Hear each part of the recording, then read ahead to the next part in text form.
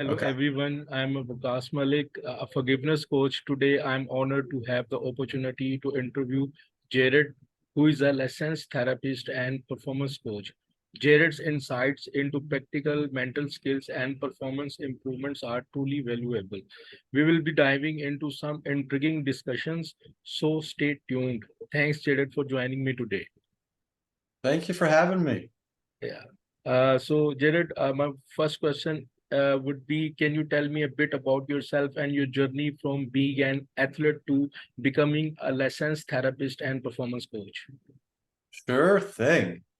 Um, I just want to point out that maybe like most people, I went to school thinking I knew what I wanted to do at 18 years old, but what 18-year-old knows what they really want to do for the rest of their life? So I came into college as an athlete, and tried to double major at first in criminal justice and exercise science because what I wanted to do at that time was be a police officer and to then also like be a personal trainer on the side. Like working out and fitness was important to me.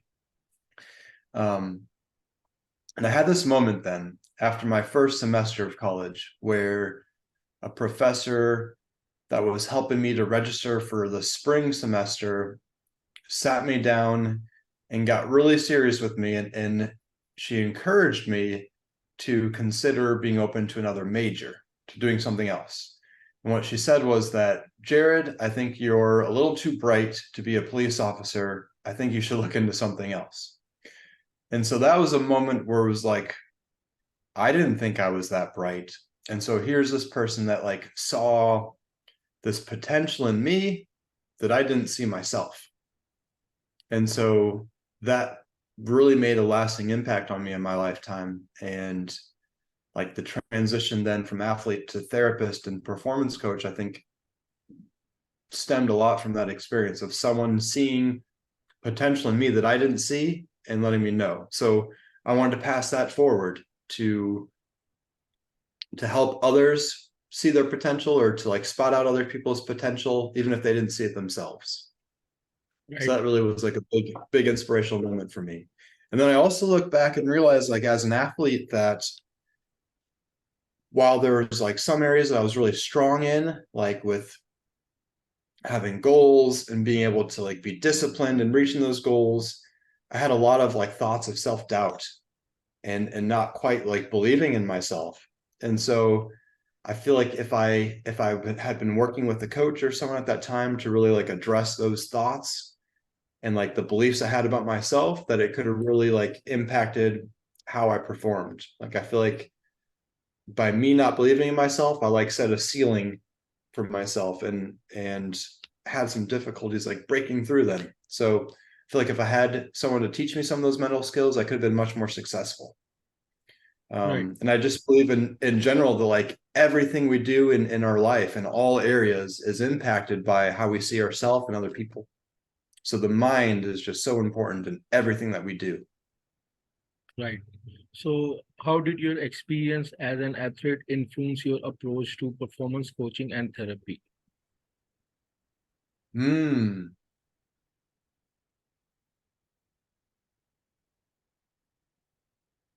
I think, well, one thing I noticed during graduate school is that a lot of other students really struggled with like the demand and like the load, like the workload.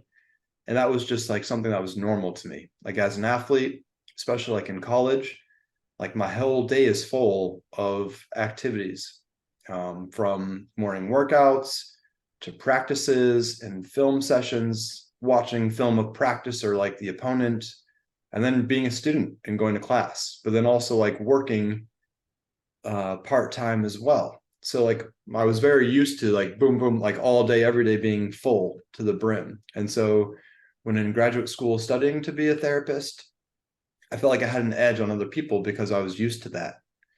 Um, I also just think that like as an athlete, you learn to deal with adversity. Like in games and in a season, there's always challenges and setbacks. And so I think it helped me to just learn to be flexible and to adapt and to respond to that adversity in a way that like was aligned with my goals. Right. So I like to bring that into my work as a therapist and as a coach then, and helping people to overcome adversity, because there's no way to avoid it. Life is like this.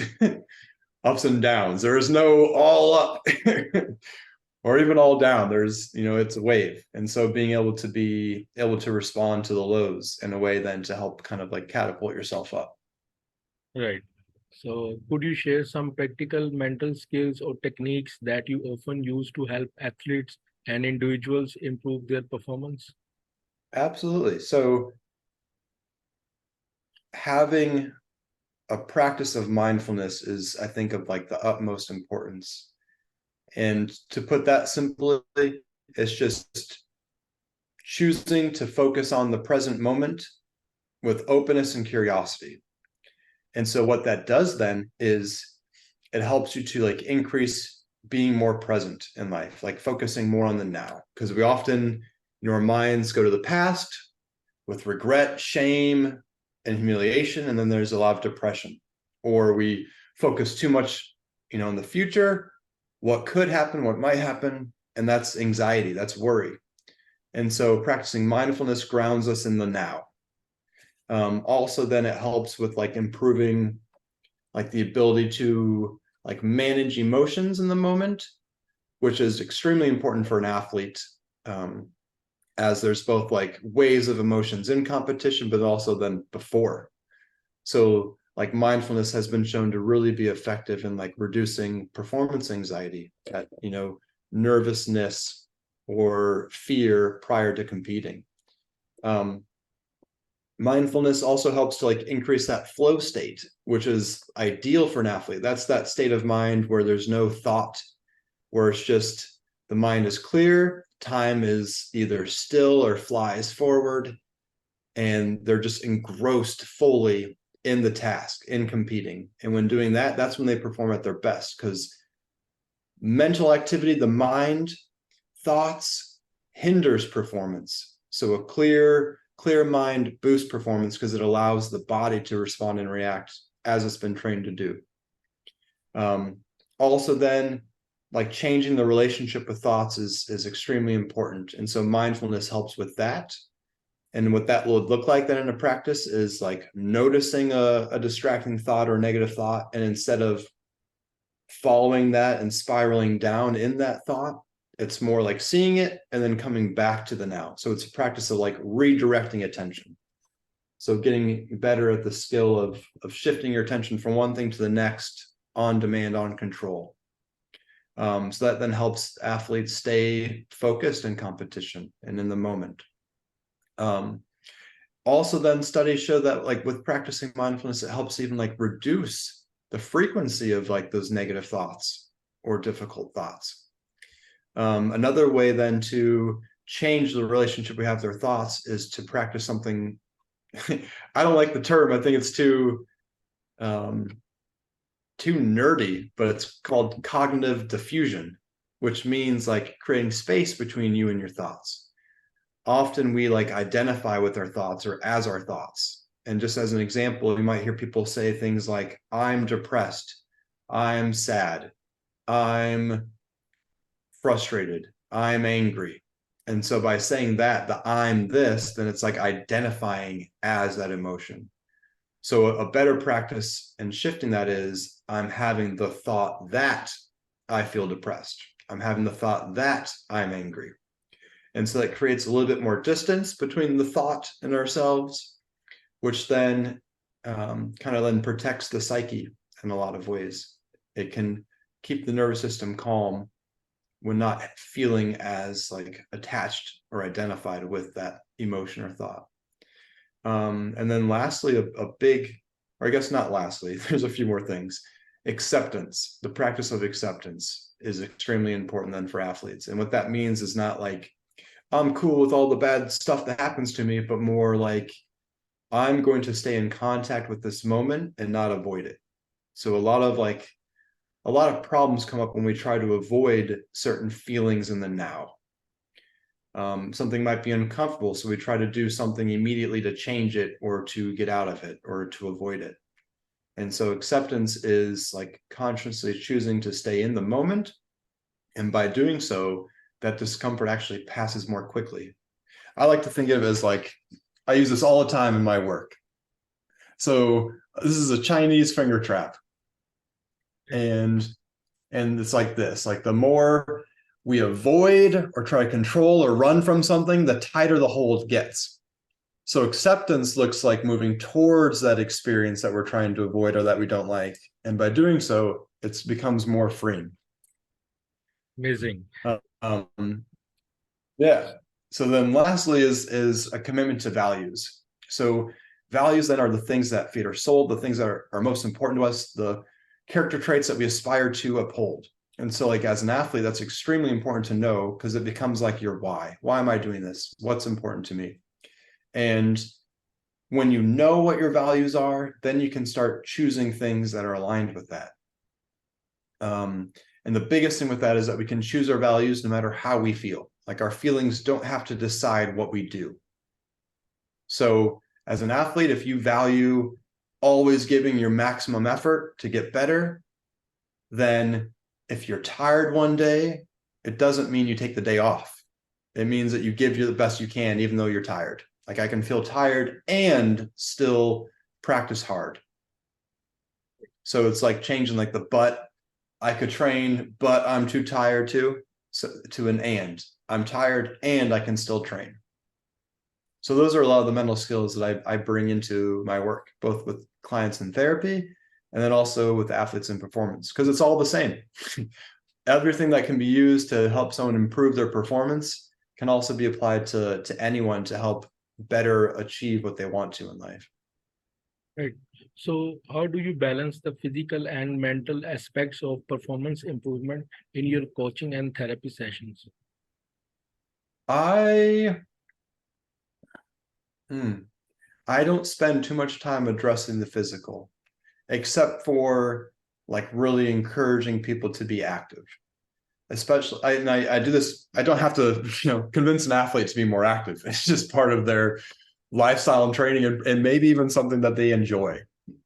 But like in my work as a therapist, I really do try to encourage like physical activity because it is a really helpful tool, like for improving one's mood or reducing anxiety.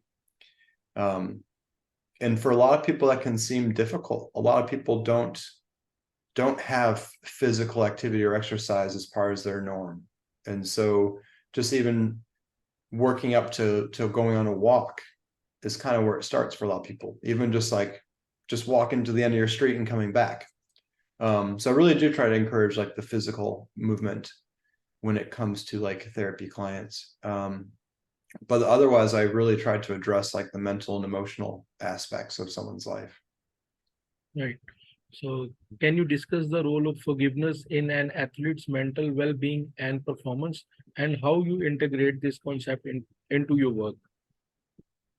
This is a question that really shed some insight into me because like in my work as a performance coach, I don't spend much time addressing forgiveness. And it's probably a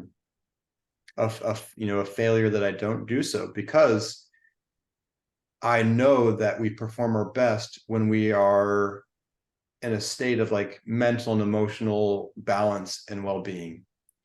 And forgiveness is a big part of that. And for many athletes, they could be holding resentment or grudges towards past coaches or past teammates that still come up in their dynamics or interactions with like current coaches or teammates. And so I think that's an area I've really been neglectful of, that I could spend more time addressing because, like I said, like the whole individual matters when it comes to performance. And so addressing forgiveness would be a beneficial approach and tool. Right. So can you share any upcoming projects or research you are currently involved in? I am heavily busy in my work as a psychotherapist. So I do about like 32-hour-long Zoom meetings each week in therapy, which is a lot. So I'm really wanting to focus more time on like my coaching business as a performance coach. So like the projects I have coming up in that is just working on developing programs and resources. So developing like a free resource that can be helpful for people, but then also creating more long-term programs that people can participate in to help with improving performance and just achieving mental and emotional well-being. So that's the biggest thing I'm trying to work on right now is like boosting the side hustle, boosting up the business of the coaching. Right. So are there any books, resources, or practices you recommend for someone looking to develop their expertise in this field? Yes. I like books. I like to read a lot. So, which is funny because as a kid I hated reading. Maybe that's the case for a lot of people, but like all through school, even through college, I hated reading. But now I love it. It's part of my like everyday routine. So I did spend time thinking about 3 impactful books that I would really recommend. And the first one I would start off then is called The Happiness Trap. And this one really goes more in depth about those mental skills that I described earlier with mindfulness and the cognitive diffusion and acceptance and commitment to values. That is more, deeply explained in this book, while then also giving like practical exercises or tools to help with practicing that. So I think this is really helpful. But it really demonstrates like how like our expectations can lead to suffering, but then also like the role avoidance plays in suffering. So I believe, and so does this book then as well, that it's not necessarily anxiety or depression that causes issues, but how we respond to the anxiety and depression that causes the problem. So this dives into that really well. Another one is a classic, How to Win Friends and Influence People by Dale Carnegie. Have you read this one? Yeah, yeah. Really? Yeah. Okay. So this is a great one that goes through like different tips and practices then to really engage with people, to have more influence on people, and to like build connections and relationships. So I think this is a really valuable tool for anyone that's wanting to work with others, because it really helps form that connection with others then by enacting a lot of these things.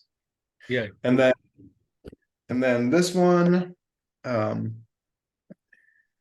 Man's Search for Meaning by Viktor Frankl is another great book that was first assigned to me for reading in like an intro to philosophy class my freshman year in college. I was 18. I just couldn't appreciate it at that time. But then I went back and read it in the summer between undergrad and graduate school, and it just really hit me.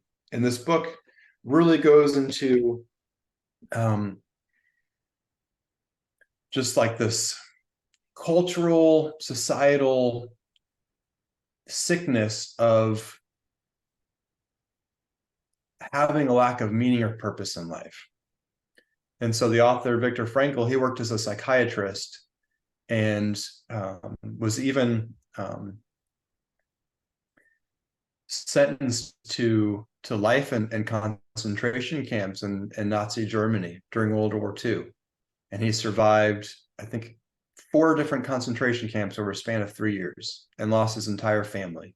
And so this book, the first half describes his experiences in the concentration camps, and the second half goes into his life's work, which was instilling purpose and meaning in people's lives. And he termed that logotherapy.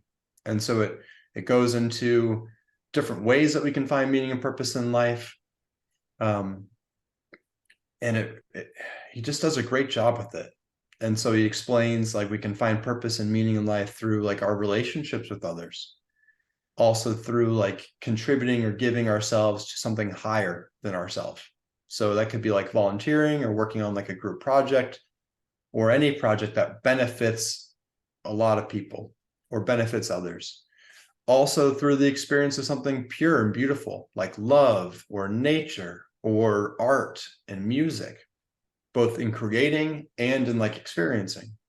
But the biggest takeaway from this book is that you can find meaning and purpose even through your suffering, and that we even have like the responsibility to do so. And that no matter what in life, no matter our circumstances, no matter how crappy things are around us, we always have the freedom and responsibility to choose our attitude, to choose the mindset that we take in response to those situations that we don't like. Right. So, So powerful stuff. so what advice would you give to individuals who aspire to become performance coaches or therapists, especially those who want to work with athletes? First step is to do the work themselves, to study as much as they can, to talk to as many people as they can about the topic, and then also to put into practice, to embody those techniques that they would teach others. I've met too many professionals that don't practice what they preach. And I think a lot of like people or athletes can smell that in a lot of ways, or can have some kind of intuitive awareness of that. So it's important to practice these skills themselves and to then see the results of their own performance improving. So that's a great first step. And to talk to others that do this work too, to meet with as many people as possible that do performance coaching, and to then start getting involved with athletes, making contacts, reaching out, and finding out what are the needs of athletes in their area. Right. I extend my heartfelt thanks to Jarrod for his invaluable contributions today. Jarrod, your willingness to dedicate your time and share your expertise has truly enriched this conversation. Once again, thank you so much for your time.